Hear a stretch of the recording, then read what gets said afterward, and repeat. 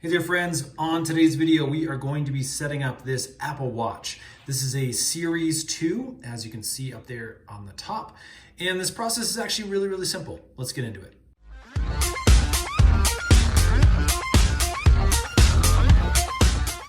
Okay, so as you can see, what we need to do is basically bring our iPhone close to the Apple Watch. That's the absolutely first small piece here. In fact, you can hit this little information button and basically it'll give you all of the instructions here in your native language. I'm going to choose English and then we're going to choose United States. And then we can open the Apple Watch app on your iPhone and start the pairing process. So let's go ahead and jump on my phone now and open up the Watch app. Okay, so we're looking at some apps here on my phone. These are all my Apple apps that I keep in a single folder. And as you can see, we have that Watch app. So I'm gonna go ahead and click on that. And we can start the pairing process. Now again, just make sure your phone is close to your watch. And then we're gonna go ahead and click Start Pairing. Now, if you're setting up an Apple Watch that is a Series 4 or later, meaning it has GPS and cellular, then you can set it for a family member. In this case, we are setting it up with a Series 2, so I'm just gonna set it up for myself using that button down there. And then we can put the Apple Watch and hold it up to the camera if you want to put it on, or I'm just going to get it out of the glare of the light there. And then we're just going to hold it up here and allow the watch to be paired really easily, just like that.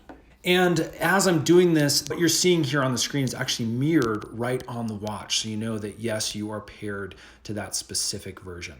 So let's go ahead and click up that button, Set Up Apple Watch.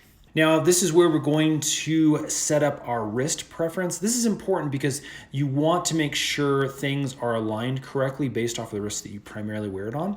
So I'm going to click on left. That's where I like to wear my watch. Okay, here's a bunch of terms and conditions that you do need to read through.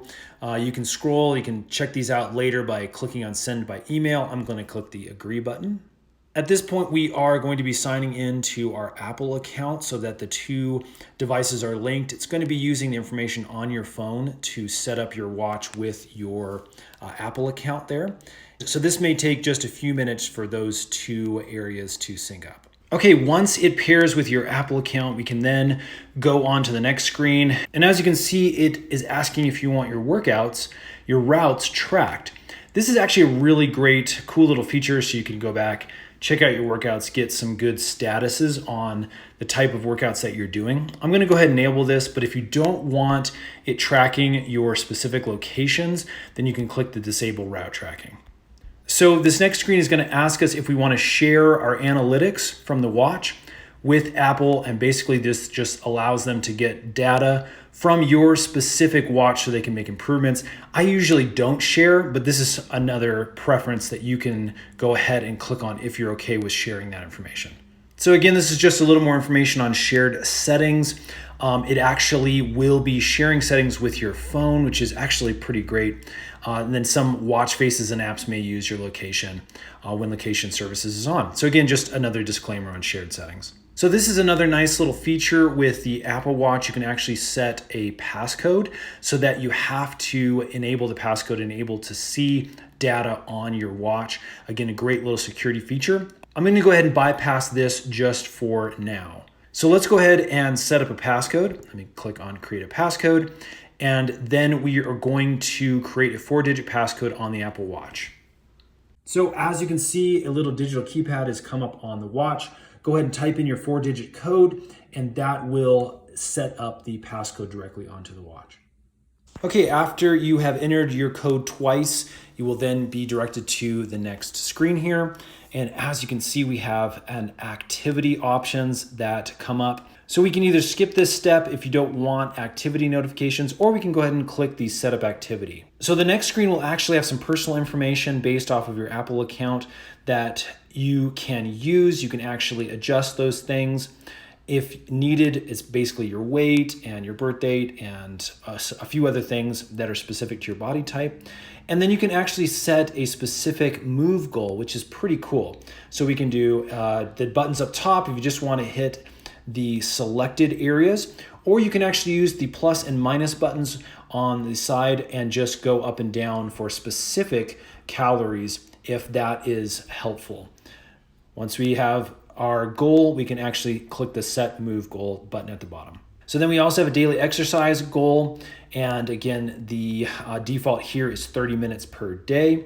And that is going to be monitored as a brisk walk or above. So again, you can play with that using the buttons on the side to either increase or decrease the time, and then go ahead and click that set exercise goal button. Now we also have a stand goal. Now this just means that the watch will register your movement as either standing or sitting. And again, the default is for you to be standing at least 12 hours per day. If you have a desk job, you may want to lower that, or if you move around a lot, that may be great. Let's go ahead and click set stand goal. So the next screen basically is going to be for your updates. Now the default is actually set up to have automatic updates happen. If that is great, go ahead and click continue. If you don't want stuff to automatically update, you can actually click that install updates manually button down there at the bottom. I'm just going to click the continue though. So we also have the option to set up a payment card within our watch. Now this is linked to your Apple Pay account. Kind of handy to have right on your wrist. Again, this is something that's going to be your personal preference. I'm going to go ahead and click set up later in the Apple Watch app since I don't want to set up payment at this time. Now this is another really great feature for the Apple Watch. You've got an emergency SOS option, and you can use that emergency SOS. Basically, it will share with a specific contact that you set up once the emergency SOS is enabled. So as you can see, you can set it up so that when you press and hold the side button on your watch, it'll call emergency services, and it will also send a message to your emergency contacts. So again, that's a really cool little feature. And then we also have the option to go ahead and download and install available applications on the watch. This is going to be all the default applications like email and GPS locations, music, all those kind of things that you may be using on a regular basis that are available from Apple. You can also choose the choose later option down there at the bottom, which is what I'm going to do. All right, this time the watch is just going to do a quick sync with some of the settings that are on your phone. Okay, after you're done syncing, you can come to the welcome screen here. And as you can see, we have all sorts of different options here that we can adjust. We can adjust the face gallery, we can adjust the apps, we can adjust all sorts of organizational features. So there's a bunch that you can do with this watch. Again, we just wanted to show you the basic setup. This is what your app is going to be comprised of here in the future that will, again, allow you to make a lot of those adjustments and settings. Okay, after that is done syncing, you can see that we get to our home screen. We can now browse through our apps and use all sorts of functionality. Friends, that's basically it. There's a few more things you obviously need to do in order to get this set up for your personal preferences, but hopefully that has helped. If it has, would you guys please hit that thumbs up button? It lets us know we're making good videos for you. And stay tuned, you may want to subscribe. We're actually making a bunch more iWatch tutorial videos, and those are coming out really, really soon. Thanks so much for watching. We'll see you again on the next one.